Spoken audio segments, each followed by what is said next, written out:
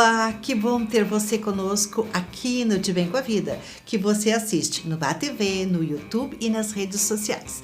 Lembrando que o De Bem com a Vida tem o apoio da Associação Brasileira do Cidadão Sênior. Imunidade inteligente é for life, o seu organismo prontíssimo para reconhecer e combater ameaças. Associação dos Procuradores do Município de Porto Alegre e da Federação das Câmaras dos Dirigentes Lojistas, Rio Grande do Sul. Como vai, doutora Ana Beatriz Bezerra, gerontologista, especialista em longevidade e diretora da clínica Estímulos. Doutora, como a gente faz para manter o nosso cérebro ativo?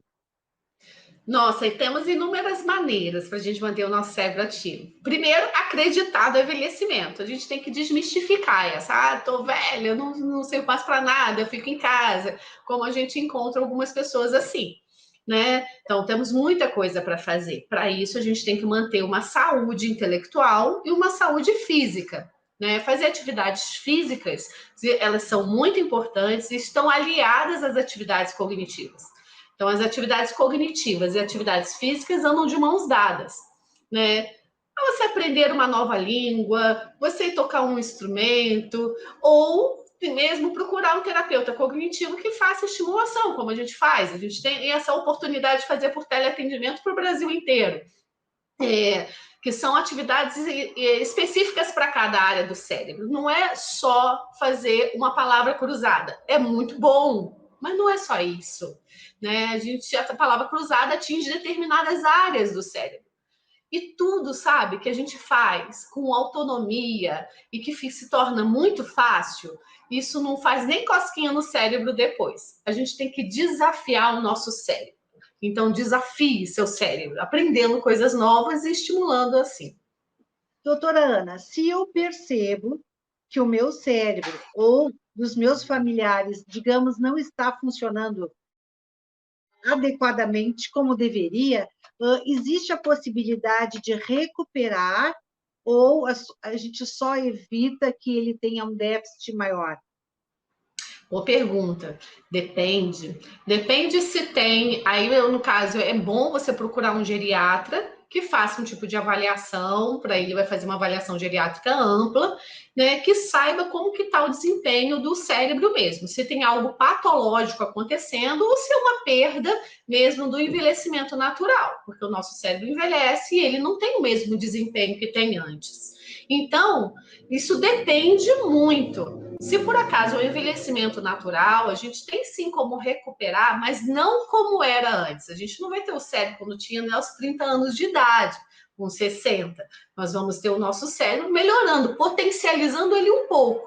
Sempre tem uma melhora, mas depois existe um platô de manutenção e caso tenha algum processo degenerativo, há sempre uma queda. Aí a gente mantém um platô de manutenção. O que a gente não o que a reabilitação traz de bom, de benefício, é que quando há algo patológico, uma doença degenerativa, a estimulação, ela mantém por um tempo maior uma melhor qualidade. Mas a recuperação não como era antes. Mas também não permite... Não tem como zerar. Não tem como zerar. Mas também não tem como permitir que a doença tome conta e vá a passos largos da perda, né? Ela é uma doença que vai degenerando, porém ela tem freios, né? Uma boa medicação, uma boa alimentação, beber água. E até, inclusive, uma das dicas que eu quero dar hoje é que existem aplicativos que te lembram como você tem que beber água, porque depois de uma certa idade, a gente não percebe que a gente está desidratado. Então, a gente não sente sede. Quando você está com sede, o corpo está muito desidratado. Então, para evitar isso, eu sempre estimulo a pessoa a colocar lá no aplicativo no celular, daquele reloginho, utilizar para lembrar aí, beber água. Certo? A senhora sugeriu usar um aplicativo para lembrar a hora de tomar água, e nós teríamos mais dicas, doutora, para evitar esse déficit, essa perda de atividade do cérebro? Sim, olha, não fique à toa. Tenha uma rotina. Envelhecer necessita sim de rotina. Ah, não gosto de rotina. Não, calma, faça sua rotina. Mas acorde em um determinado horário, tome um bom café da manhã, faça uma atividade física de manhã, a sua higiene pessoal, depois o seu almoço.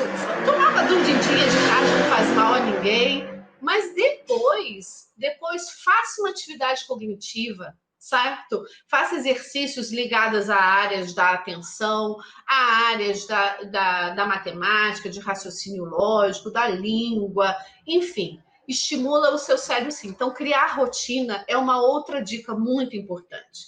Agora, você fez uma pergunta muito interessante em relação se eu tenho um familiar que tem um prejuízo cognitivo mais severo, não faça tudo por ele.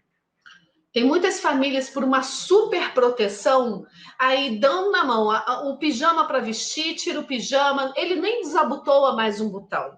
Então, fazer com que o sujeito tenha uma mínima autonomia de atividade de vida diária também é muito saudável, que é a forma de estimular o seu familiar, que você tanto ama, para que ele ainda preserve e utilize as suas reservas cognitivas.